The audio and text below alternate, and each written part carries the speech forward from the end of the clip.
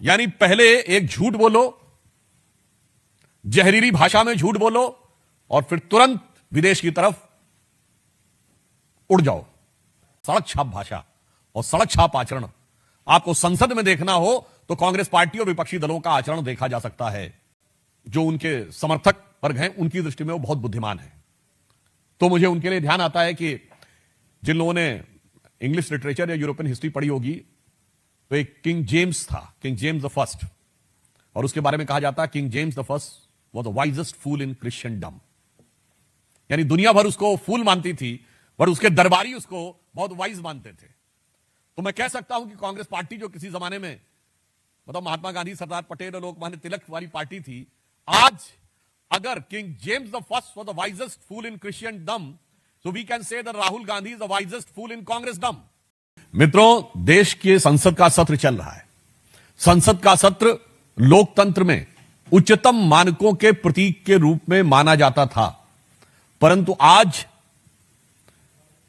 नेता प्रतिपक्ष राहुल गांधी जी के आचरण, भाषा और शैली, यानी उनके मन में जो है, उनके शब्दों में जो है और जो उनके आचरणों में है, उससे राजनीति और संसदीय मर्यादा को निकृष्टतम निम्नतम स्तरों तक ले जाने का बहुत निंदनीय कार्य हुआ है।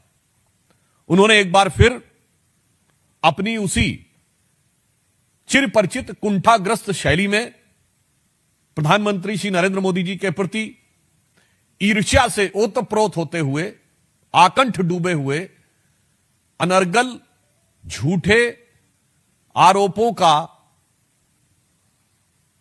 पीठ से कहने के बावजूद उन्होंने बारंबार उन्हीं बातों को रिपीट किया है। मैं कह सकता हूं कि जब आज इस विषय पे बात आई कि संसद में विषय तथ्यात्मक आधार पे होना चाहिए, विषय संगत होना चाहिए, तो उसमें आपने एक पुरानी कहावत सुनी होगी, spit and run, shoot and scoot, कुछ झूठ बोलो और भाग जाओ, मगर जहर बुझा झूठ बोलो, स्पिट अ वेनेमस लाई, देन अब्रॉड फ्लाई। यानी पहले एक झूठ बोलो, जहरीली भाषा में झूठ बोलो और फिर तुरंत विदेश की तरफ उड़ जाओ। एक बात, बहुत भली बात इससे समझनी चाहिए, आज जिस प्रकार का निंदनीय आचरण राहुल गांधी जी का निरंतर नजर आ रहा है, उससे तो ऐसा प्रतीत होता है कि गोबेल्स के जो लोग बैठे हुए होंगे कहीं, तो उन लोगों को भी सिहरन होती हुई होगी कि कितनी उग्रता के साथ कितनी झूठी चीजों को सदन के पटल पर कहा जा सकता है, मना करने के बावजूद।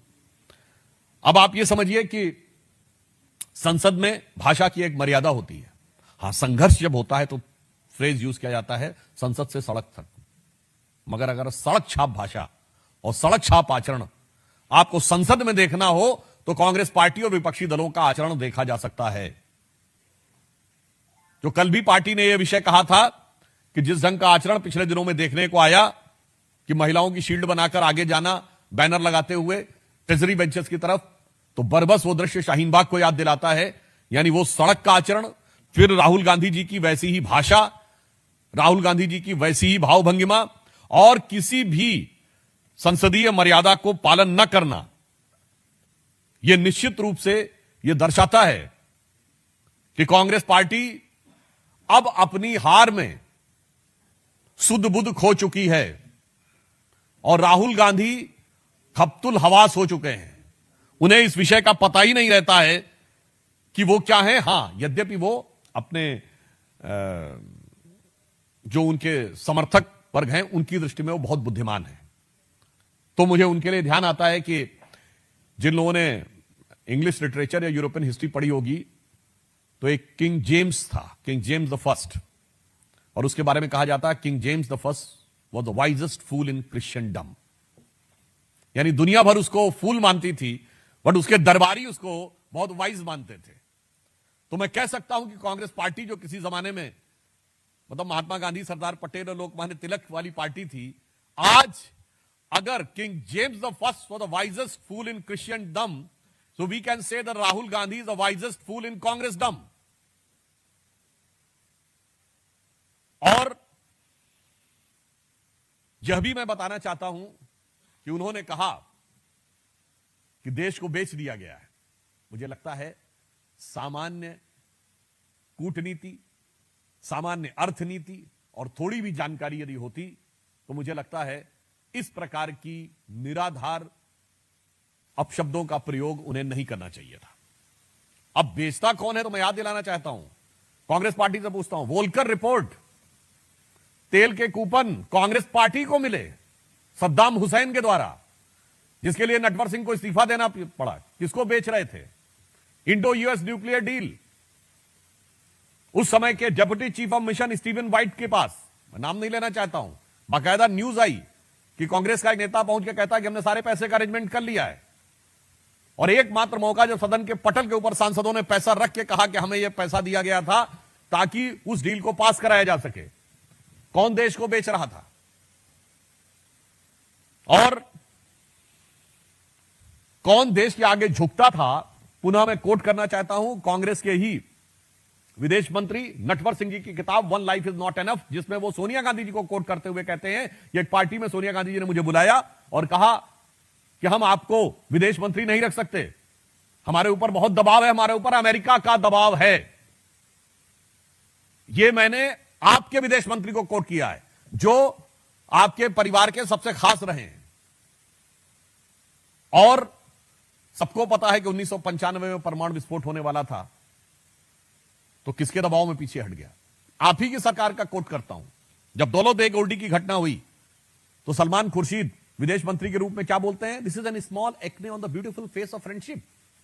यानी जब चीन हमारी सीमा में घुस आया तो कहते हैं ये तो हमारे मित्रता के एक सुंदर चेहरे के ऊपर एक छोटे से पिंपल की तरह है, दाने की तरह। वाह!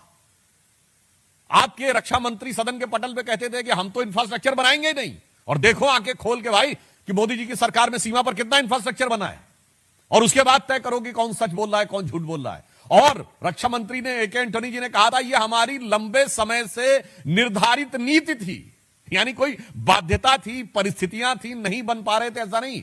This was an established policy of the government कि हमें नहीं बनाना है। और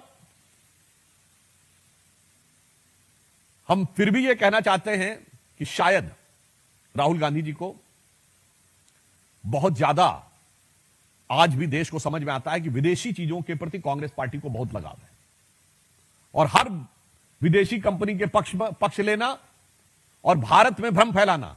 मैं सब प्रमाण बोलना चाहता हूं। इन लोगों ने पहले क्या कहा था कि एलआईसी बर्बाद हो गई, 4 साल पहले, याद करिए। LIC all time high profit में है। इन्होंने कहा था स्टेट बैंक ऑफ इंडिया बर्बाद हो गया। स्टेट बैंक ऑफ इंडिया का पिछले समय का प्रॉफिट पिछले क्वार्टर का ऑल टाइम हाई है, और प्राइवेट और गवर्नमेंट दोनों मिलाकर सबसे हाई है। इन्होंने कहा था एचएएल बर्बाद हो गया है। एचएएल के पास 80,000 करोड़ रुपए के पाइपलाइन में हैं ऑर्डर्स, जो ऑल टाइम हाई है। अर्थात ये जो झूठ का कारोबार फैलाते हैं, तो मैं इनके लिए पूछना चाहता हूं, ये बताइए, डरना आज कांग्रेस पार्टी को राहुल गांधी जी से चाहिए, क्योंकि कुछ ऐसा संयोग है कि राहुल गांधी जी के चरण जहां पड़ते हैं वो चीज ही ध्वस्त हो जाती है। राहुल गांधी जी ने एक विदेशी कंसल्टिंग कंपनी में नौकरी शुरू की थी, मॉनिटर में, इंग्लैंड के, बंद हो गया। उसके बाद उन्होंने एक कंपनी में नौकरी शुरू की, विदेशी कंपनी, ध्यान रखे, ब्रिटिश कंपनी, बैकऑप्स, 2009 में बंद हो गई। उसके बाद वो कांग्रेस पार्टी के अध्यक्ष बने। कांग्रेस पार्टी अपने निम्नतम बिंदु पे आ गई, 140 साल के इतिहास के सबसे निचले बिंदु पे आ गई। वो नेता प्रतिपक्ष बने और संसद की मर्यादा अपने निम्नतम बिंदु पे आ गई। और मैं कांग्रेस से पूछना चाहता हूं कि हमेशा आप विदेशी कंपनियों के साथ ही खड़े होकर भारत के विरुद्ध क्यों रहते हैं? एंडरसन को भगाते समय आप यूनियन कार्बाइड के हाथों बिके थे कि नहीं? हॉबिट्जर के पक्ष में आप खड़े, बोफोर्स के पक्ष में आप खड़े, अगस्ता वेस्टलैंड के पक्ष में आप खड़े रहते हैं, बीबीसी के पक्ष में आप खड़े रहते हैं, और हिंडनबर्ग के पक्ष में आप खड़े रहते हैं। आज तक किसी एक विदेशी कंपनी के खिलाफ कोई विषय कभी कांग्रेस ने उठाया हो तो बताइए। सारा आक्रमण भारत की व्यवस्था, और भारत के अर्थतंत्र, भारत का सैन्य तंत्र, भारत के संवैधानिक तंत्र पर। इसलिए आज देश के सामने एक गंभीर चुनौती है। अभी आपने देखा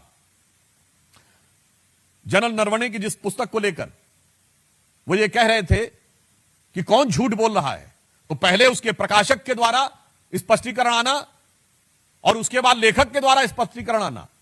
अब बिल्कुल साफ है, प्रकाशक और लेखक दोनों ने स्थिति साफ कर दी है। तो अब झूठ एक ही व्यक्ति बोल रहे हैं और वो है राहुल गांधी जी।